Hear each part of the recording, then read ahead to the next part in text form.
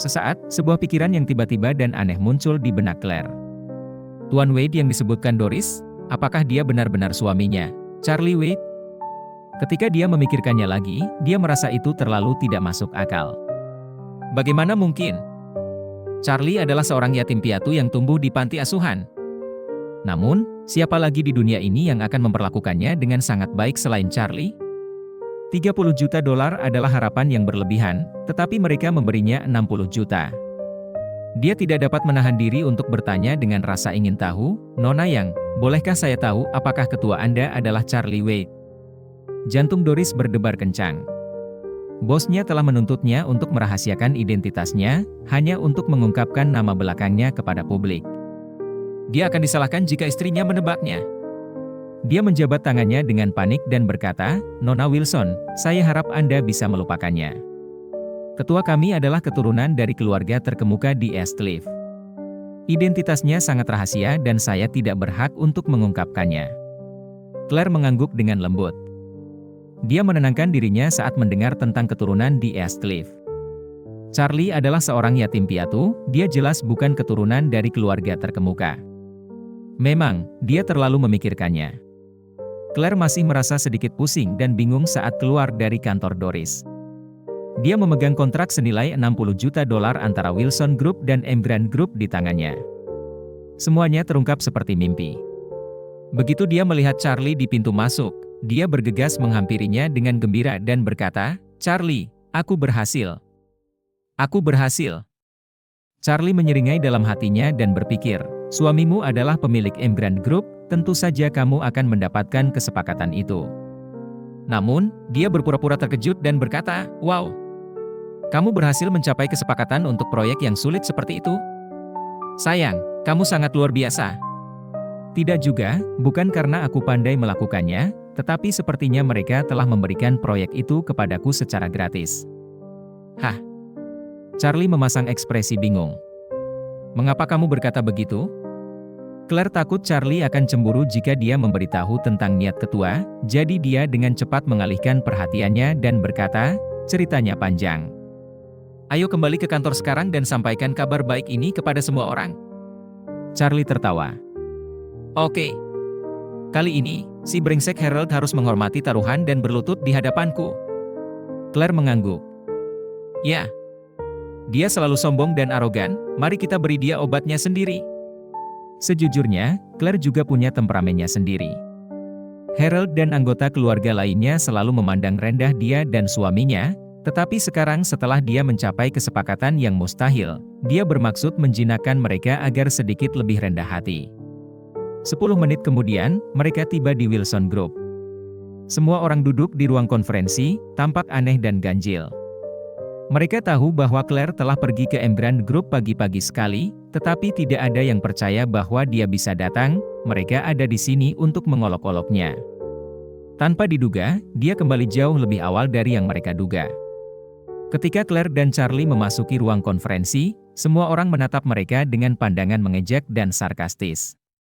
Harold mulai dengan bodohnya, hei, Claire, kau kembali dalam waktu setengah jam, ya? Kau bahkan tidak bisa melewati pintu mereka, benar kan? Hahaha. Wendy melanjutkan, Claire, kau gagal dalam waktu kurang dari 1 jam. Memecahkan rekor dunia, begitu? Awan suram menyelimuti wajah Lady Wilson. Ia kesal. Ia tahu bahwa proyek dan Emgrand Group sulit untuk ditangani, tetapi Claire setidaknya harus serius dan bertekad bahkan jika ia gagal. Bagaimana ia bisa menyerah begitu saja? Lady Wilson melotot padanya dan menggeram, Claire Wilson, kau mengecewakanku. Charlie mengerutkan kening melihat reaksi mereka. Apakah mereka bisa lebih menjijikkan dari ini? Mereka mengejek dan mencaci Claire tanpa mengetahui hasilnya. Terutama Harold Wilson, si bajingan sombong. Ia pikir ia siapa? Bagaimana ia bisa begitu sombong? Ia seharusnya bersiap untuk berlutut di hadapannya. Claire awalnya sangat gembira, tetapi menghadapi ejekan dan godaan dari orang banyak, amarah membara di dalam dirinya. Dia mengerutkan kening dan berkata, maaf mengecewakan Anda, tetapi saya telah membuat kesepakatan dengan Doris yang dari Emgrand Group. Apa? Anda berhasil? Tidak. Tidak mungkin. Mustahil. Anda bahkan tidak bisa bertemu Doris Yang. Semua orang tersentak kaget. Claire Wilson, apakah Anda pikir kita akan membelinya? Harold mendapatkan kembali ketenangannya, menampar meja dan berkata dengan marah. Nona yang dari Evergrande Group adalah elit terkenal di kota ini, mengapa dia ingin bertemu dengan Anda? Apakah Anda tidak jelas tentang siapa Anda? Menghadapi keraguan dan tuduhan semua orang, Claire mengambil kontrak dan menyerahkannya kepada Lady Wilson. Ini kontraknya. Silakan lihat. Kontrak itu seperti bom yang meledak di tengah ruang konferensi, mengirimkan gelombang kejut ke semua orang di ruangan itu. Harold masih menolak untuk mempercayainya, dia berteriak keras, dia pasti telah memalsukan dokumen itu. Aku tidak percaya dia bisa menangani Evergrande Group. Dia benar. Imbuh Wendy dengan sangat kecewa. Memangnya dia pikir dia siapa berani membuat kesepakatan dengan Evergrande? Itu proyek senilai 30 juta dolar. Kalau dia bisa, aku pasti sudah mendapatkan kesepakatan itu sejak lama.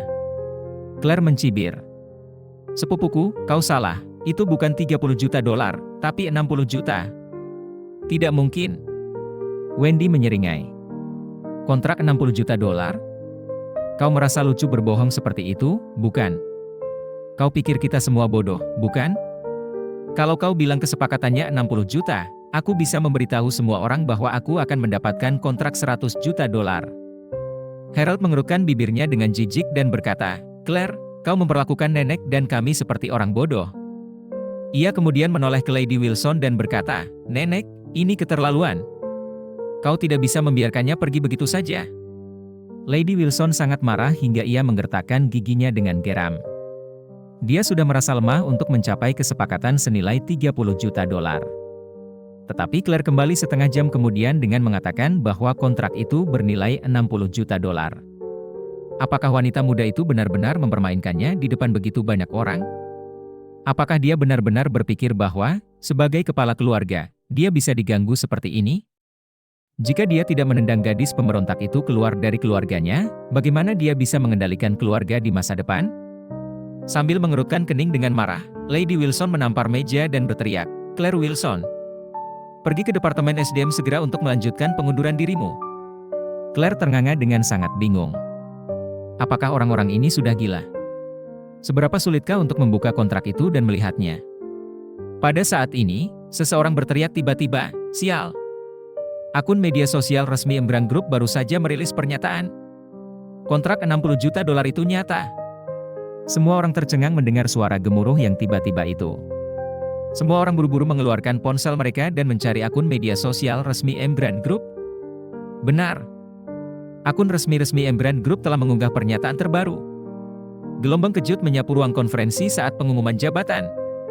Claire benar-benar berhasil. Dengan nilai total 2 kali lipat dari yang dimaksudkan. Hanya butuh waktu setengah jam. Bagaimana mungkin? Bagaimana semudah itu? Itu tidak masuk akal. Harold merasa terkejut dan menyesal. Sebelum hari ini, Claire Wilson tidak ada bandingannya dengan dirinya sendiri dalam hal status atau identitas. Jika dia menerima tugas itu kemarin, dia tidak akan memberi Claire kesempatan untuk bersinar terlepas dari hasilnya. Namun, dia menolak karena dia takut akan gagal. Dia menolak misi itu, tetapi yang terpenting adalah Claire telah berhasil. Itu seperti tamparan keras di wajahnya. Seketika, Lady Wilson mengambil kontrak itu dengan gembira dan mulai membacanya. Kemudian, dia tertawa terbahak-bahak. Bagus. Bagus. Sangat bagus. Claire, kamu telah melakukan pekerjaan yang luar biasa. Setelah itu, dia bertanya, bagaimana kamu melakukannya? Claire menjawab, itu semua berkat Nona Doris Yang. Dia sangat menghargai kami, keluarga Wilson. Claire ingin jujur, tetapi setelah berpikir 2 kali, dia bahkan tidak tahu siapa ketua Evergrande Group. Tidak seorang pun akan percaya padanya jika dia mengatakan yang sebenarnya. Setelah mendengar ini, Harold merasa seolah-olah hatinya telah ditusuk 1.000.000 kali dan dia ingin mati. Tidak heran Claire bisa memenangkan kontrak. Ternyata Doris yang dari Evergrande Group sendiri sangat menghargai keluarga Wilson. Apakah itu berarti tidak masalah siapa yang pergi? Dia mencaci maki dirinya sendiri karena kehilangan kesempatan yang begitu besar. Pada saat ini, Charlie berbicara, Harold, apakah kamu masih ingat taruhan kita? Dalam sekejap, wajah Harold berubah menjadi seringai menghina. Bagaimana dia bisa melupakan taruhan itu? Siapapun yang kalah taruhan harus merendahkan diri di kaki pihak lain. Claire telah memenangkan kontrak, jadi jelas bahwa dia telah kalah. Tidak. Tidak mungkin. Bagaimana aku bisa merendahkan diri di kaki pecundang itu? Di atas mayatku. Dia menggertakkan giginya dan mencibir. Charlie Wade, menurutmu siapa dirimu? Kau hanya seorang tukang mainan yang tidak berguna yang menikah dengan keluarga kami. Apakah kau berharap aku tunduk padamu? Charlie berkata datar, ya, memang, aku tukang mainan yang tidak berguna, tapi ingat, kita sudah bersumpah kemarin. Siapapun yang mengingkari janjinya akan membuat ibu, ayah, kakek, dan neneknya mati.